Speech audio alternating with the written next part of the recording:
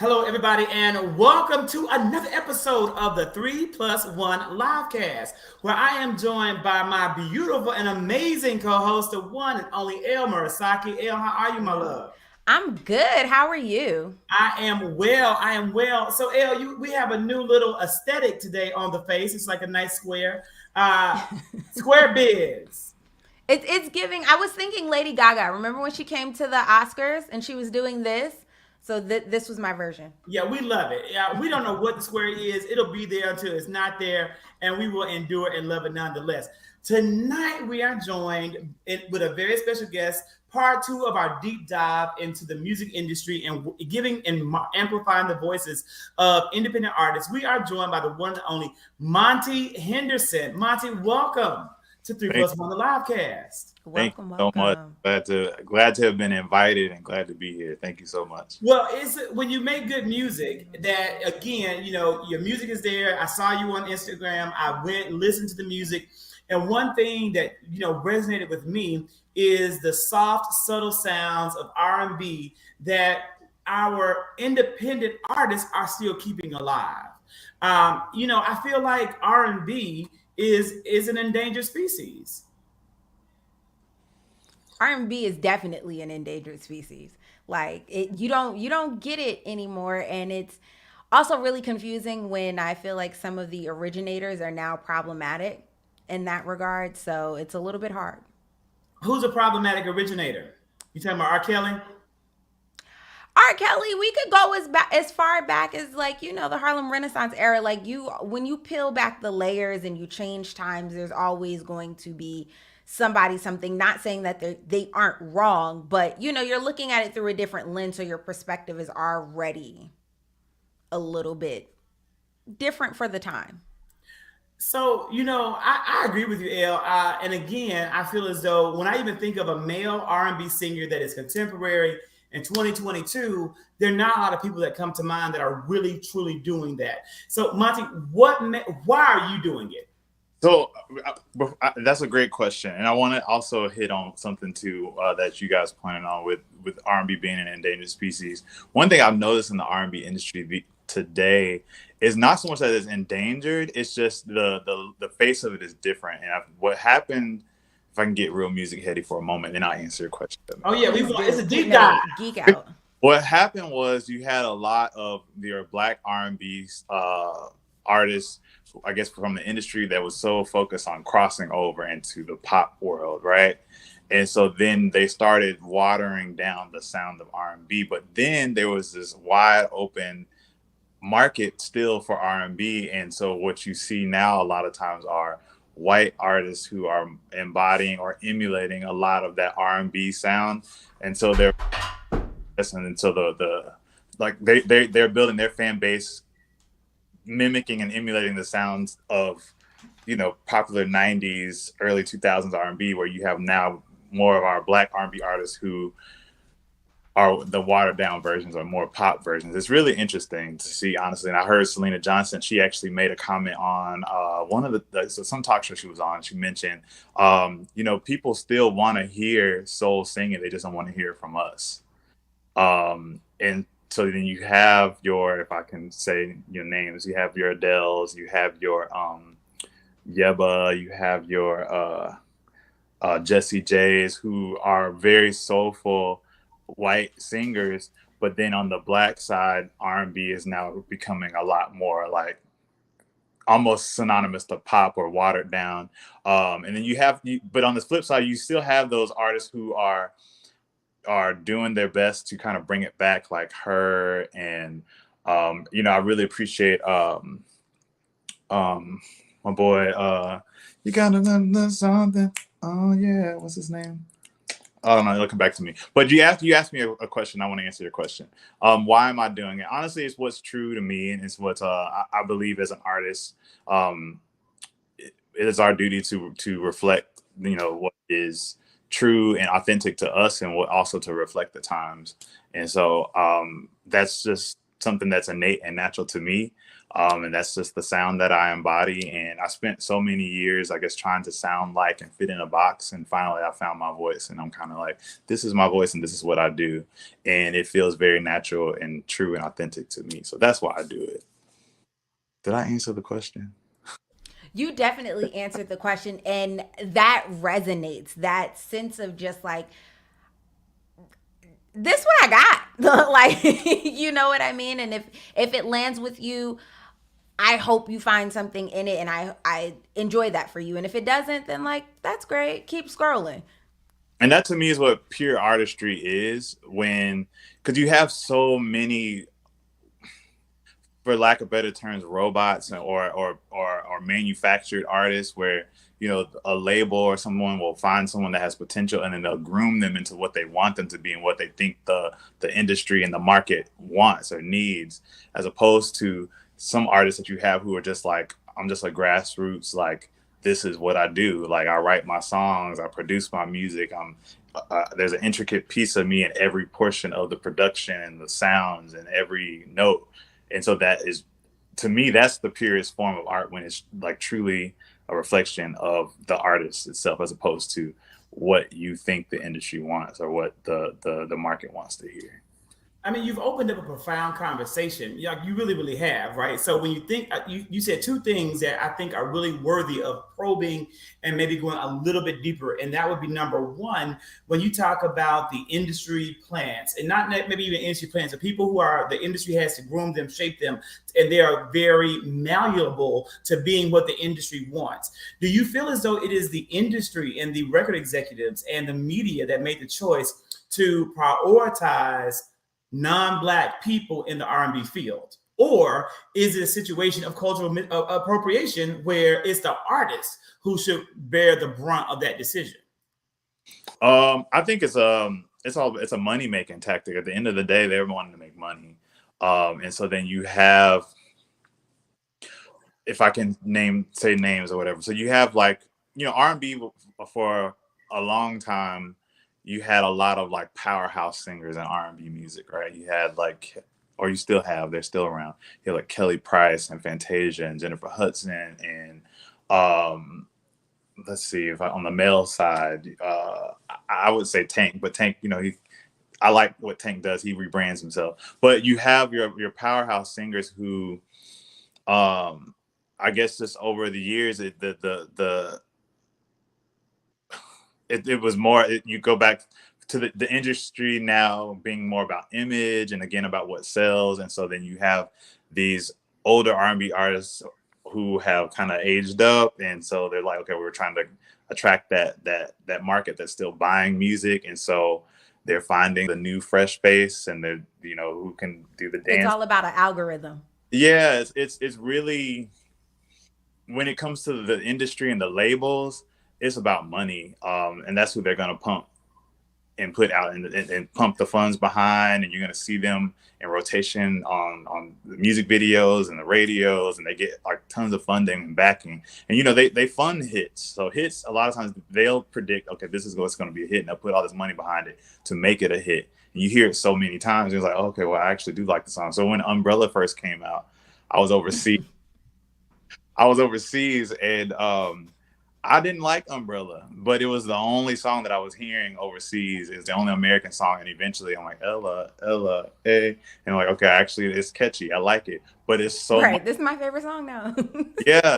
So much that they put behind it to like basically make you like it. And so then they have a hit. And it's really,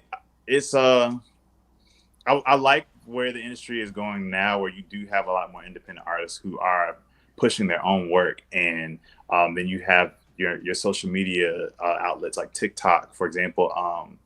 My girl Money Long, she like pushed that the hours and hours. Like there was hardly any money that was put into the marketing of that track.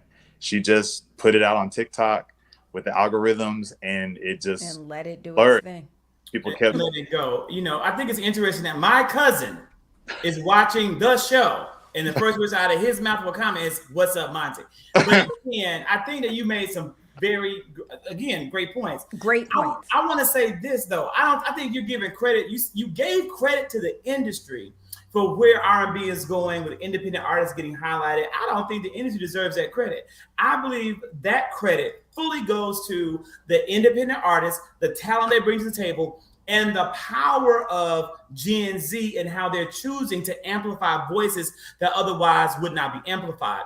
Mm-hmm. Gen Z is a disruptive generation, and I'm so thankful for them, is that they have a platform, TikTok, that was given this platform by China, and they're using this platform to say, you know what, we don't want to highlight the expected. We want to highlight the worthy, the good, the talent. And the industry has failed to do that from its inception. Here's a prime example. I had to go and see, because I was like really struggling to see who are the male R&B artists worthy of praise in 2022. So I pulled up this year's Grammy nominations, and I don't know who they are. Yeah, I don't think the Grammy nomination. Well, hold on. Who Lucky Day? I don't know Lucky Day. We stand Lucky Day.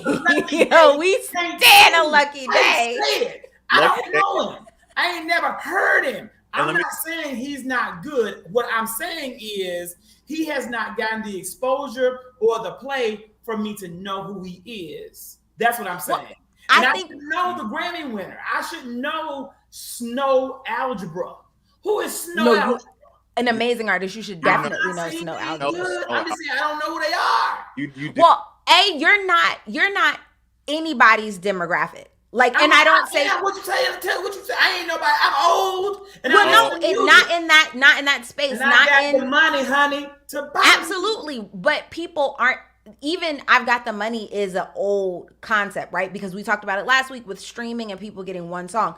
So I feel like the Grammys, between production and then the board, notice that, and they are looking for the audience who likes Lucky Day and Snow Algebra, and that was very evident in their poor changes and their attempt at inclusion this year. But where you used to be the Grammys target audience as a show maybe 2 years ago or pre-pandemic, you're not anymore. And they've seen that because of the TikToks, because the young people that TikTok markets to saw Beyonce come up. They saw Alicia Keys come up. They saw, let's just be real, Beyonce knock A. Marie out of her spot. And they know what that machine does. Like a good artist in a industry, a good signed artist represents an artist who's willing to ride the escalator or the assembly line, if you will. They're willing to play the game. They're willing to put out the popular song. Like, come on, Beyonce didn't want to do Crazy in Love. Toni Braxton didn't want to do Unbreak My Heart. Like, these are things that did not happen. They were factory created missions based on an algorithm. Meg Thee Stallion didn't want to do her whole second album. Well, yeah, but Meg Thee Stallion did her second album under Roc Nation, and Roc Nation in itself is problematic. That's a whole different episode. I'm shocked you don't know Lucky Day or Snow Algebra. Is that what we come back to? We come back to like, wait a minute. Demographic or not, I need you to explain yourself. No, I don't know. I'm maybe, if you're saying they're worthy of my time, I will sit down and listen to it. But again, I'm someone who I'm living in the past. I am sitting down every day listening to a lot of my favorites. I have my playlist, and I listen to my playlist straight through. I'm going from Miguel to Maxwell to Patrice Russon, back to Miguel, back to Maxwell. I'm listening to, so again, these, and again, I'm not turning on the radio and hearing any R&B. I'm not even going to R&B stations because those stations are playing oldies. They're playing what I'm listening to. So that's why I'm saying your Giveon, your Snow Algebra, your Lucky Day, they're completely falling out of the radar because they're not getting the playtime and they're not getting the attention that they probably deserve to reach a wider audience. And to me, that's a problem with the industry. Well, because they're not using auto-tune. And what was mentioned before, they pump them on the outlets that they're Snow Allegra. They pump them on the outlet that their audiences will go to. So I learned about Lucky Day through YouTube. When he put out his first, well, not his first project, but a project that he put out, he had like music videos to all of the songs, kind of like Beyonce. And I saw the video and I was like, oh wow, who's this guy? And I started finding him, seeing him pop up everywhere. But he's more of a and which is interesting because he's 36 and people don't know that, but he's more someone that you would find on social media versus radio play. Same with like Snow Allegra, as we mentioned before. You see them more on social media outlets and people kind of creating like reels and TikToks to their songs, and so that's how they're broadening their reach, is through social media as opposed to radio. Because popular radio stations are also backed by big labels. Like, it's the dream girls effect. It's the people greasing the palms. And then we talked last week about budget. You don't have the budget to go into Power 105 like, hey, play this a few times a day. They gonna be like, get out of here, kid. It just comes down what it comes down to. But my question for you was, with all of that we discussed, how did you go about finding your voice and being able to settle into what did that process look like for you, and then how long did it take? Ooh, so for me, when I came out my first single in 2018, and I'm more of a contemporary Christian artist. So that whole track was basically produced to fit into the box of the CCM world, and my goal was to get radio play, which it did. It got some radio play. It was placed on a few stations across the country, which I'm grateful for. But I kind of created the song to fit into a box. And the second song was a little bit more authentic to me, but still kind of creating or recreating a sound that kind of falls into the formula of what CCM or contemporary Christian music is kind of created by. The project that I'm working on currently, which I'm really eager to get out, that's where, when you talk about finding my voice and finding my niche, this is what is like when I really kind of sat with myself and I was like, okay, what is the music? What is the music that I listen to? Who are the artists that I listen to? Where is it that I want my music to go? I would love to have TV show placements and things of that nature. And so I was like, okay, well, this is the music that I listen to. These are the shows that I watch, Insecure, et cetera, et cetera. So like, okay, well, let me create the music that's really, truly authentic to me. And it just took a place where me just kind of like just sitting like, okay, the music that I have is good, but would I just like play this myself? Like, no. It's not me. It's not something I participate in. Yeah, I created it to fit into a box or to follow a formula.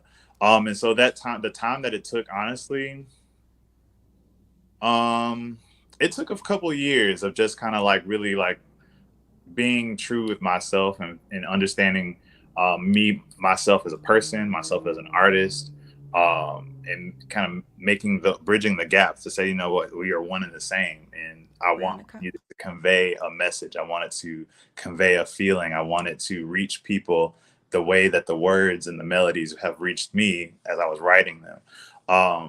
And not so much being focused on getting radio play, because that's not my goal anymore. Because as we mentioned, like that's a whole different demographic. That's a whole different industry. Is more about, utilizing the platforms that I use on a day-to-day basis that influences me and immersing myself into that world.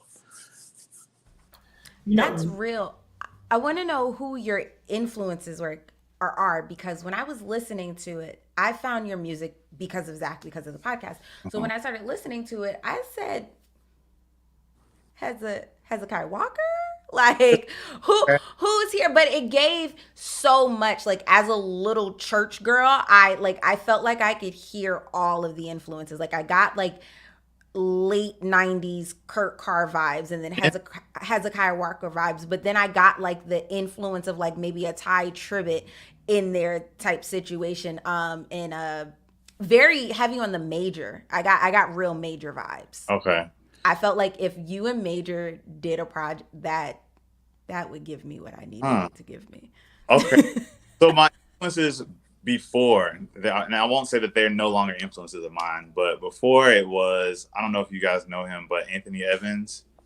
Not familiar. He's okay. So Anthony Evans, Israel Houghton.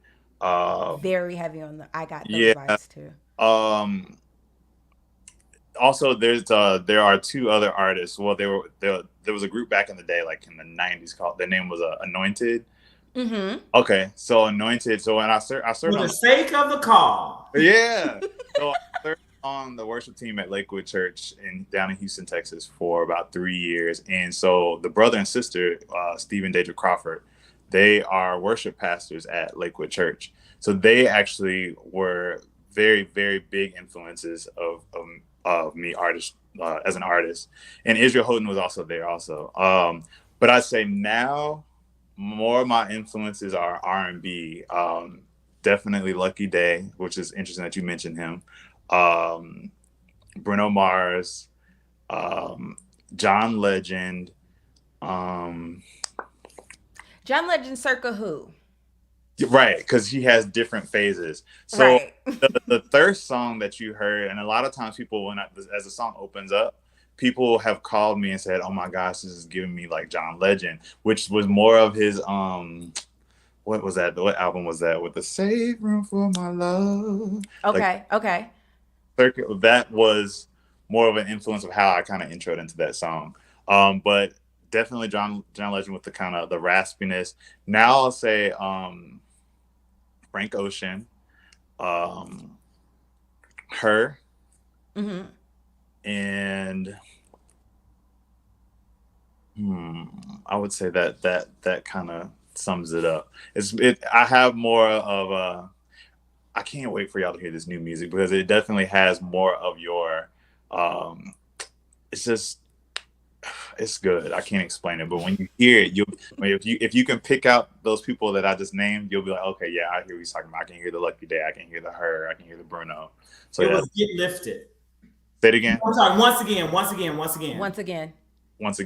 Yeah, I would have put you in the Get Lifted pocket, but it was once again. No, yeah, I love Get Lifted. But I also like Once Again. Okay. Yeah, because that was college days. I was listening to the.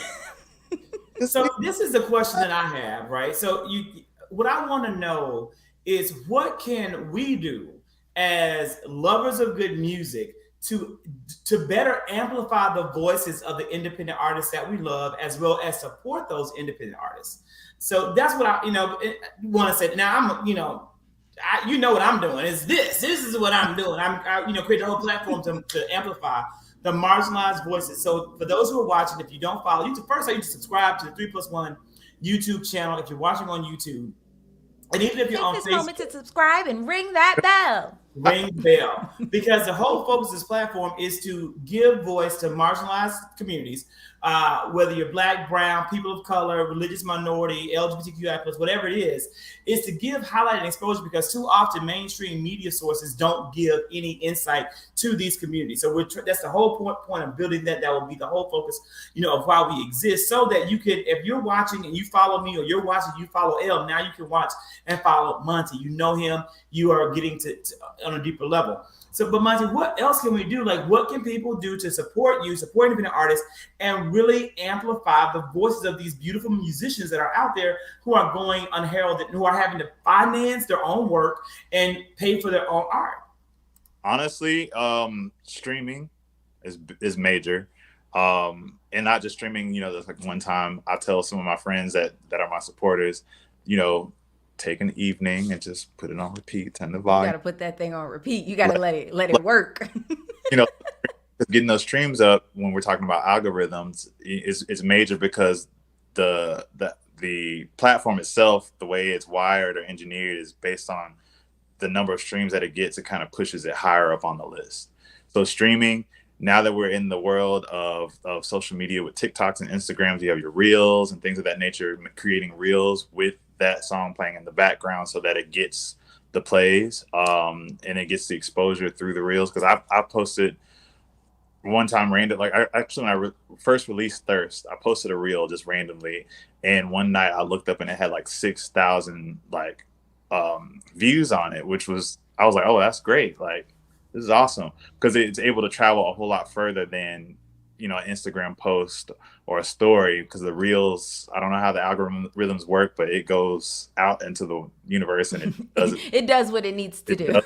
But it does, exactly. So and also just sharing it with friends, and making sure that you got your friends and the people that kind of trust you as a influencer, that they're also streaming it, that they're listening to it. So that's And also like platforms like this where you're inviting artists to come and just kind of share their thoughts and connect with people. That's another opportunity for fans and listeners to connect with artists that they may not know of. So You know, you talk about connecting with your fans. And so one way that you connect with your fans is your YouTube and your vlogging. Tell mm-hmm. us Your about weekly that and vlog. about what you do and about, why we should follow you even on your YouTube. So my vlog is called Can We Talk About It? And I gotta stay active as an educator, and it's test time right now. It gets really tough because you kind of get caught up in testing mode with the students and everything like that. But the purpose of that vlog was just to talk about eventually to talk about social issues and things that impact us as a generation. But really the grassroots of it is more about getting people to look deeper within themselves and kind of connect with who they are and connect with how they really feel, and to embody um, what is true and real to them. And so a lot of times I try to post things that are very thought provoking, that causes people to kind of do some soul searching, to kind of reprioritize some things in life, and not get so caught up in the media, but get more in tune with self.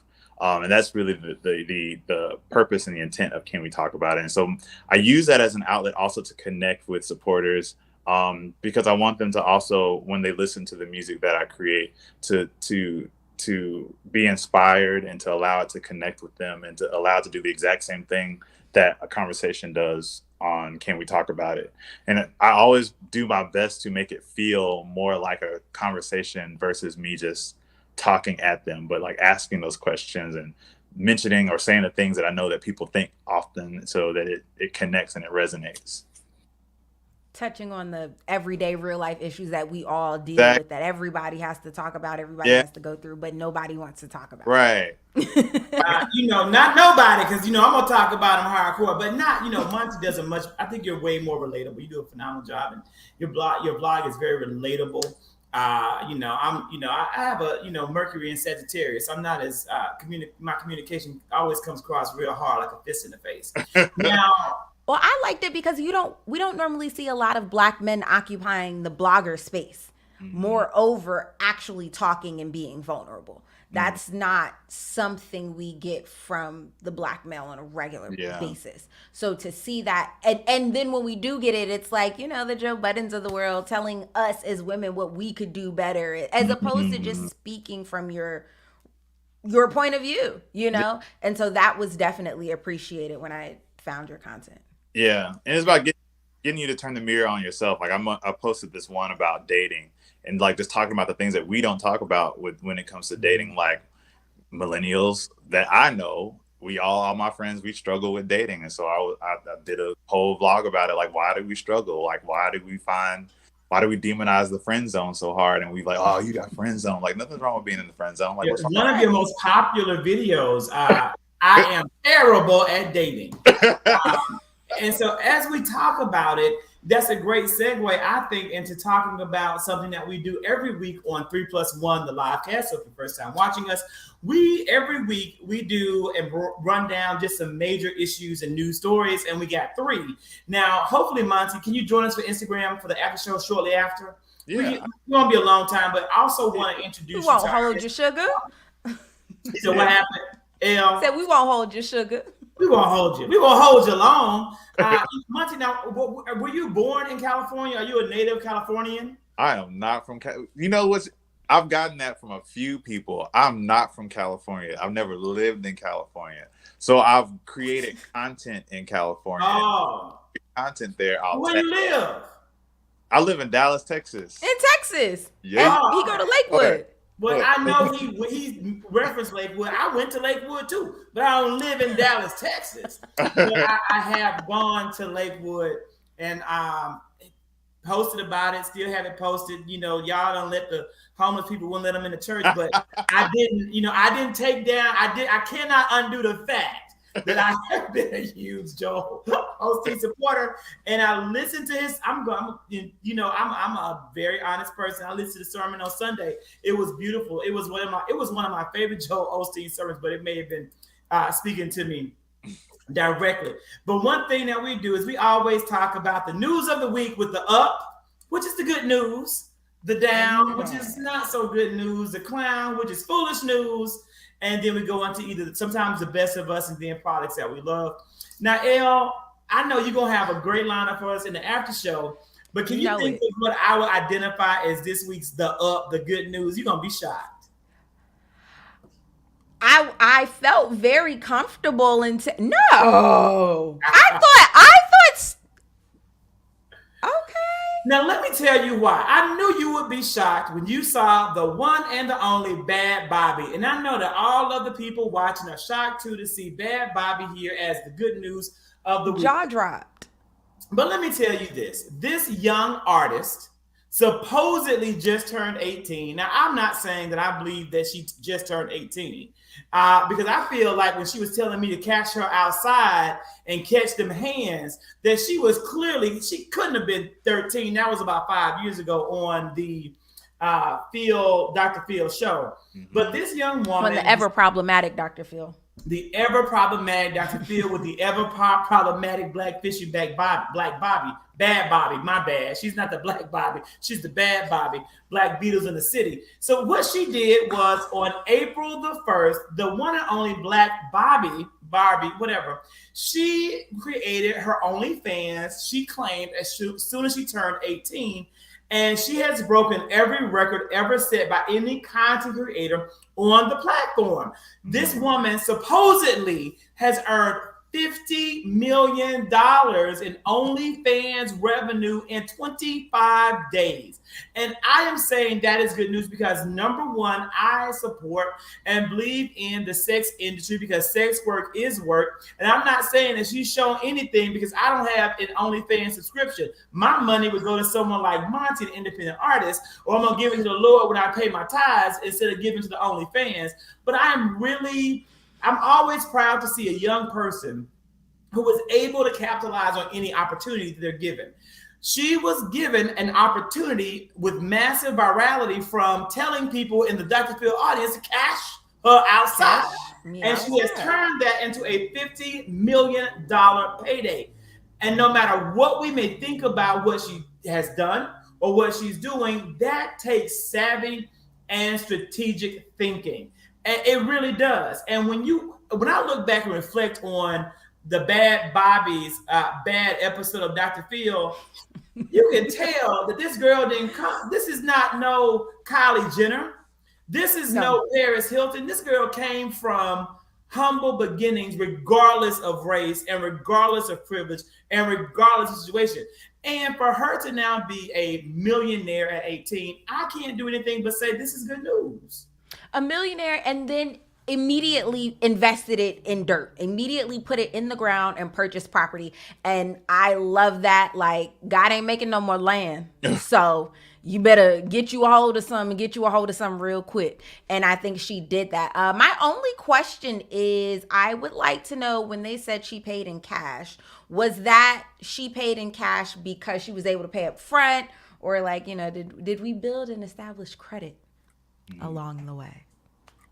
Is it even real? I just hope it's real. I was trying to research, but it was a wonderful rabbit hole that I fell down of her tweets, of her like comments of the. she is a terrorist. I am not a Bhad Bhabie fan. No, I'm not either. I don't even listen to her music. I don't know any of her songs. I didn't even know Snow Allegra. So I didn't know Bhad Bhabie. I would love to be a fly on her OnlyFans page. If I could, I would, man. God just knows what to do. Just if he would have gave me a stripper body, child, to capitalize on. Well, on the stripper body, I would. I absolutely would. That's a really good question. So honestly, now this is true. I know people out there are now thinking, when they saw that Bhad Bhabie was able to get $50 million. Some folks like, I just need $50 extra a day. If I could give me about $500 more a month, I'm gonna be good. And that's what $50 million. I said that was a lick. I need that. People who have never considered an OnlyFans turn, and I want to let me also be fair to the platform. OnlyFans is not only for Right. adult entertainment. College. OnlyFans is for musicians, artists, writers. Tons of people use the platform with a subscription service. So it's kind of unfair that OnlyFans has a reputation for only being adult only entertainment, but it is a reality. It is on the platform, and many of the content creators that are gained virality and popularity gained it because of that. Should people look down on that industry as much as they do, or should this be something that's embraced as a great viable way to earn income? You should look down on people who don't get up every day and do something to make a living and then expect other people to pay their bills. That's who you should look down on. If Bhad Bhabie and your cousin and them, whoever, ain't coming to you and saying, hey, can you pay my light bill, and they're not harming themselves, I don't feel like it's any of your business. Right. Harming themselves or others. That's exactly. Once all the morality boxes are checked. Would either of you do an OnlyFans that was focused on adult-only entertainment? Listen, I get my toes done every 2 weeks, and if somebody would pay to come look at them, don't you know I would show it to them? It's a huge market. What? It's a huge foot market out there.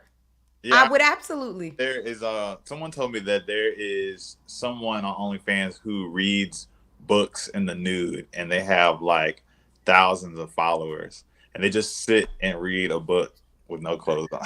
I want to tell everybody out there who knows me, you would think that I would be into that. So shame. I know that everybody out there who is watching this is thinking to themselves, I know Dr. Kurt, he loved to read books. That would be his jam.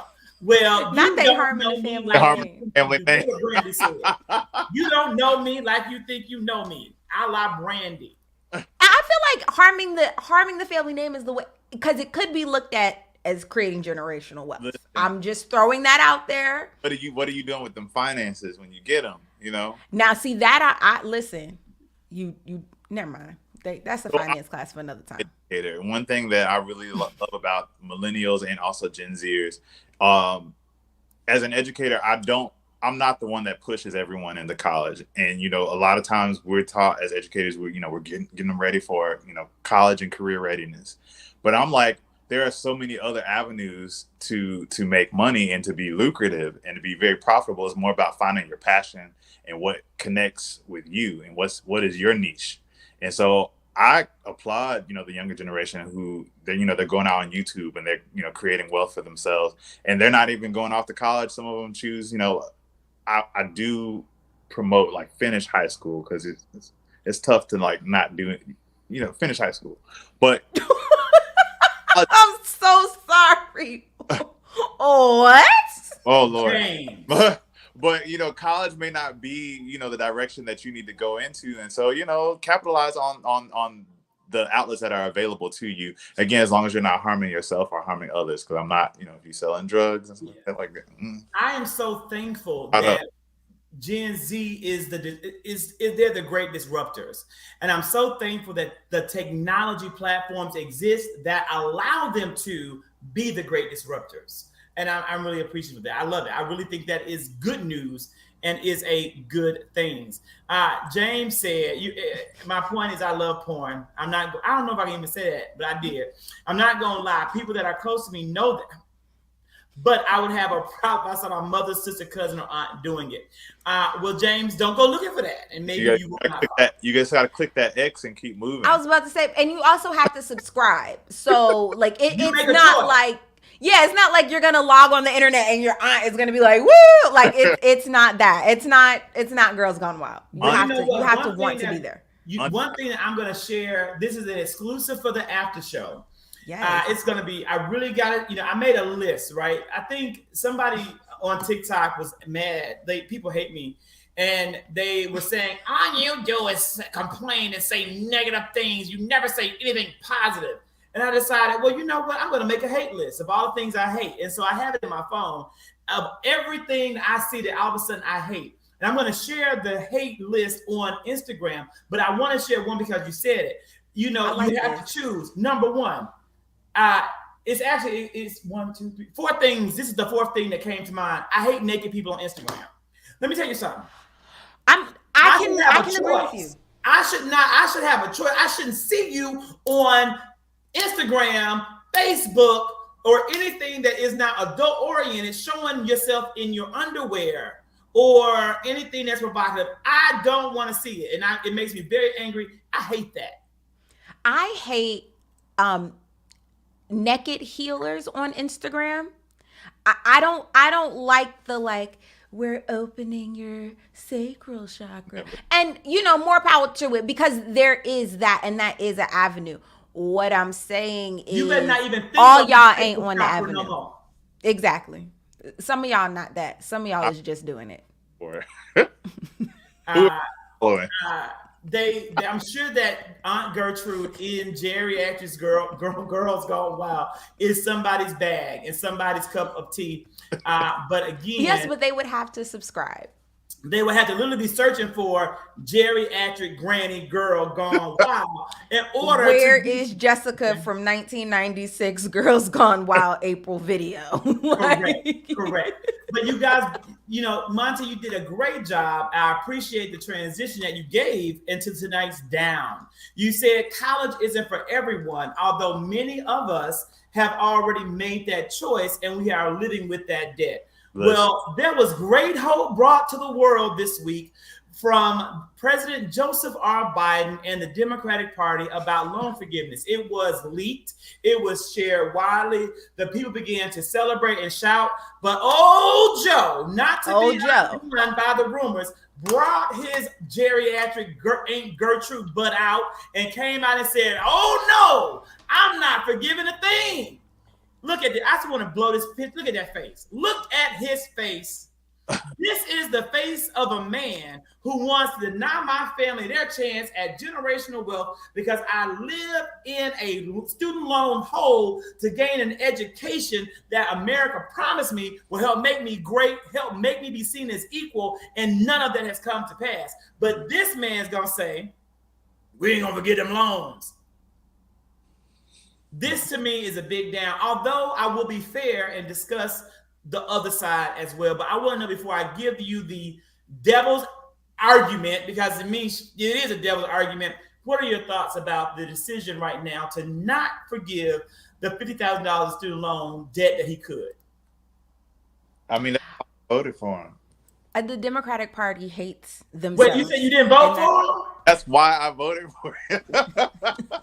Because that's not the only reason why. But I was thinking. I thought that was really, come to pass. I was really rooting for it. We were all rooting for you. Well, it's not over yet. It's not over. Let me tell you, we're not going to stop fighting for this. And let me tell you something. I want to go on record again. I've done this multiple times. I'm going to get big to say it. You can screen record, right? Listen, people. Student loan debt will be forgiven up to $50,000 before the November 2022 midterms. It's going to happen. Period. It's going to happen. I don't have any doubt about this because, again, and it's disappointing that so many liberals and Democrats out there are fighting against it. I literally read an article today from Jerusalem. I forget her name.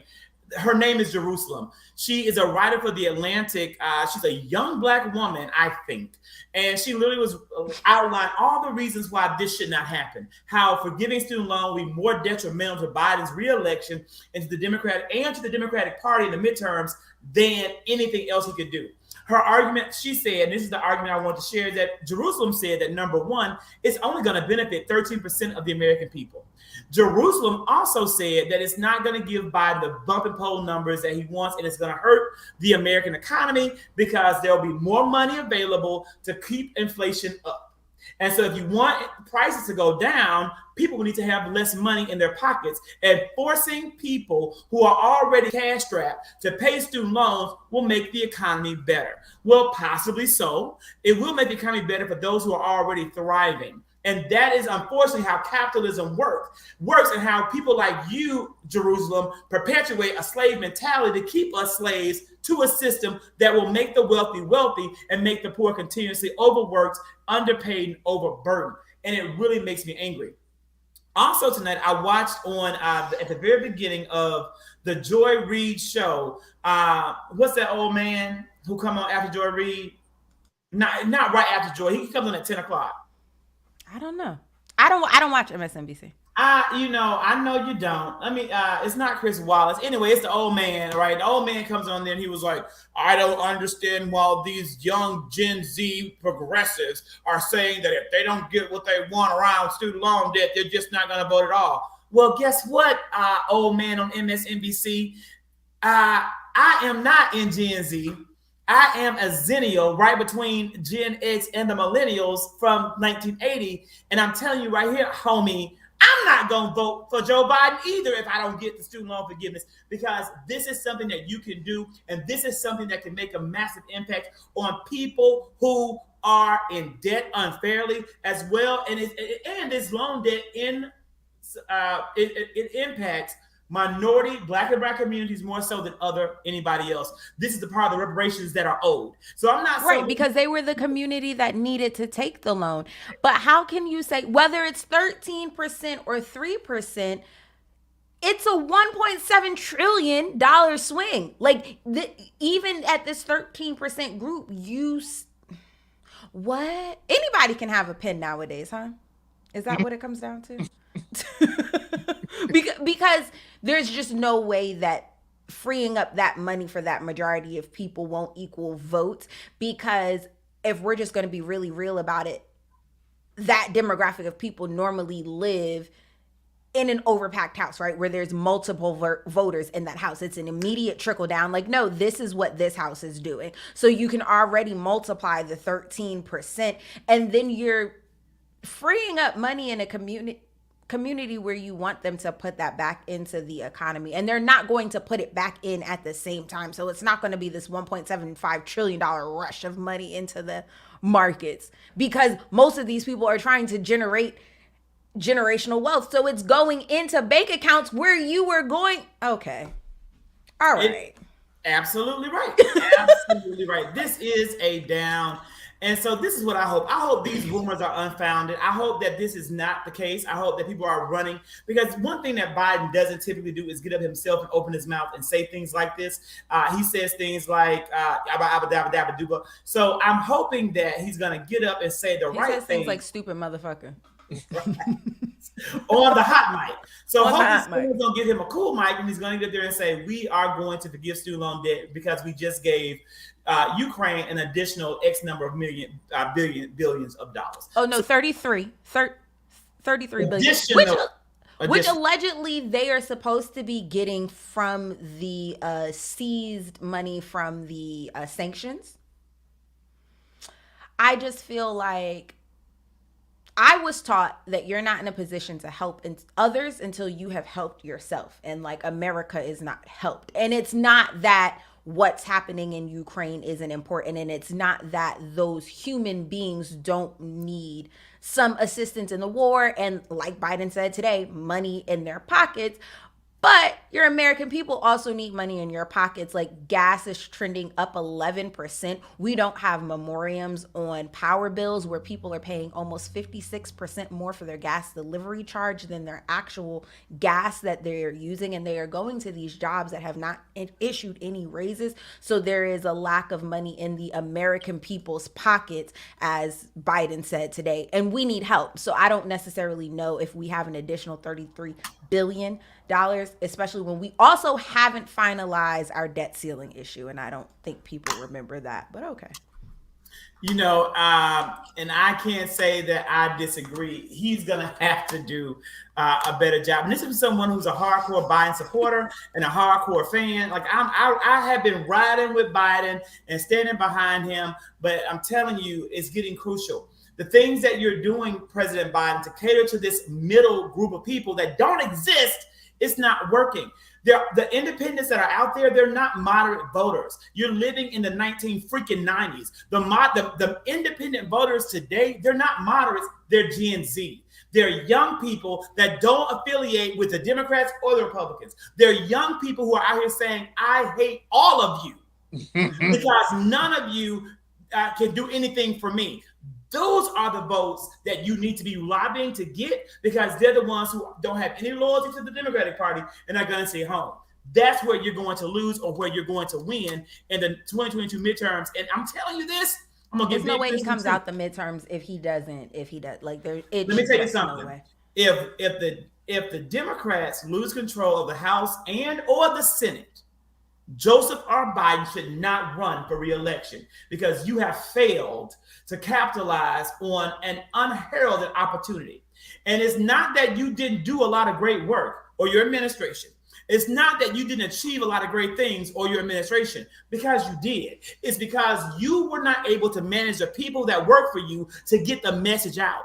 It's because you were not able to ensure that PR mattered. Instead of hiring young, savvy, strong millennials, you went out and hired old, established people from prior administrations and gave them jobs and gave them paychecks and watched them do absolutely nothing but tank your good work. All the work that went into passing the 1.9 trillion COVID-19 relief bill, all the good work that went into trying to get Build Back Better passed, all of that meant nothing if people don't know about it. All the money that went into Americans' pockets mean absolutely nothing at the gas pumps. It means nothing at the grocery store. And that is your fault. And that's why you should not be president in 2024, nor even stand to sit at top of the Democratic ticket when you can only hurt our country with the re-election of Donald Trump, or worse, DeSantis, or worse, Greg Abbott.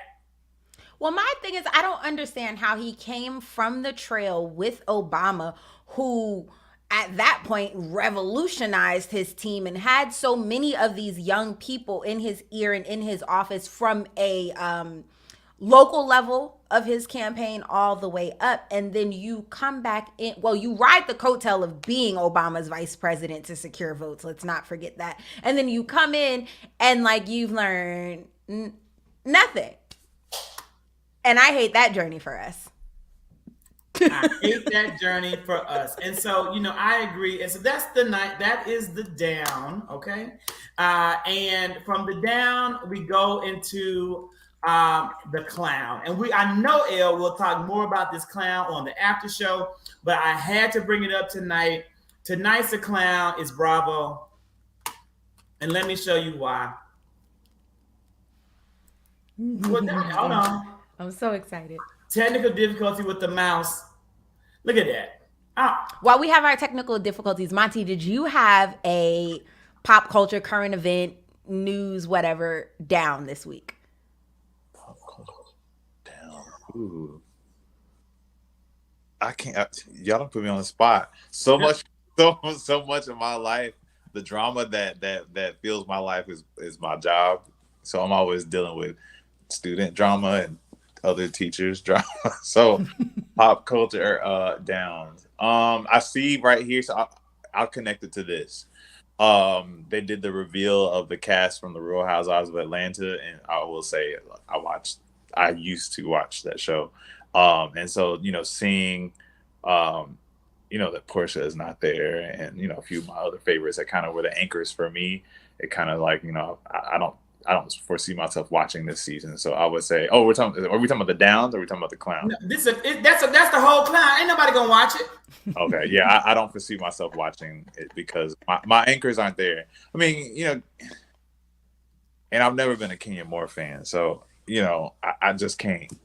Yeah, it's a Scorpio thing. We see her and we know that it ain't real. See, we like real, genuine people, and we know that Kenya Moore is not the real deal. And that's why it's the clown. Bravo, even like I said, I'm not watching the show. I don't care how bad the picture would have been or how great. I wasn't gonna watch the show. But I want it better for these women because they are Black women on TV. I want it better than this photo that Bravo released of their cast show. I don't know what it is meant to be. Silver and gold, silver or gold. I would rather have Jesus, Portia, Nene, and everybody else back on the show than this cast photo. Nothing about this says watch me. It feels like Bravo is trying to run this whole franchise off a cliff. But we'll talk about that more on the after show. But these women agreed and they didn't like the photo, so they went out and had a young photographer from Atlanta named Eric do this. My clown of the week would have to be Marlo because Marlo didn't show up to that. Marlo let cash drama get between them. Marlo is Marlo, but she did at least sit for the photographer, gave us a beautiful couture gown, right? I don't know who made it, but that is the most stunning look of the photo. But the whole cast photo was a home run. But I think that it definitely speaks to it makes me angry for the women because why couldn't Bravo have given them this level of creativity? Why couldn't Bravo had listened to their feedback to recognize that this wasn't a fitting look for them? Why did they Because have to go out and nobody get in the charge. home There's nobody photographer in charge. and make this happen? Especially when you're giving Beverly Hills 28 women on the show. The Beverly Hills cast got released, even though you don't live in California, Monty. And with the Real House of Atlanta, you're getting like the Justice League. You're getting Batman, Superman, Wonder Woman, the Flash, and Green Lantern. Okay, and every now and then you see Drew Sidora sitting there. They dropped in Cyborg. Okay, let him have a shot on the cast. But when it comes down to the Real Housewives of Beverly Hills, you got the big five. Plus, they threw in Hawkman, Hawkgirl, Aquaman, Mara. They threw in even those twin monkeys, those twins that say Super Friends Power Activate and little monkey pop out. They brought in the whole cast of Super Friends Justice League, and I think it's unfair. That's why it's the clap. Well, nobody's in charge at Bravo. I've said that before and I've said it again. Andy is skiing, and they are also trying to merge over to what is it, Peacock. And it's evident in the production, the difference in production value between the Peacock shows and the Bravo shows. And Andy was working on Dubai. That's where all his time, all his everything went, and everything got And he thrown. was skiing in Dubai. And when we're saying skiing, we are not talking about on the slopes. We are talking about up the slopes. And so with that being said, everybody, it is time to make a move over with 10 o'clock hour to Instagram. You can go to my Instagram at the Zactivist. You can go to Elle's Instagram, which is Elle Said That. No, it's El Mirasaki. Or monte.everyday. Is that correct, Monty? That's correct. And you can go to any of us to see us and continue the conversation. And my down is the purchase of Twitter by Elon Musk. We're going to talk about it on the episode. Let's definitely get into that. James, we're going to talk about Nene on the after show and her allegations of racism. We'll talk also about Warnock and any really topics that you guys want to bring to the table. To roll them up, we will address them. We will see you shortly on Instagram. Give us 3 minutes. We'll be there. Bye.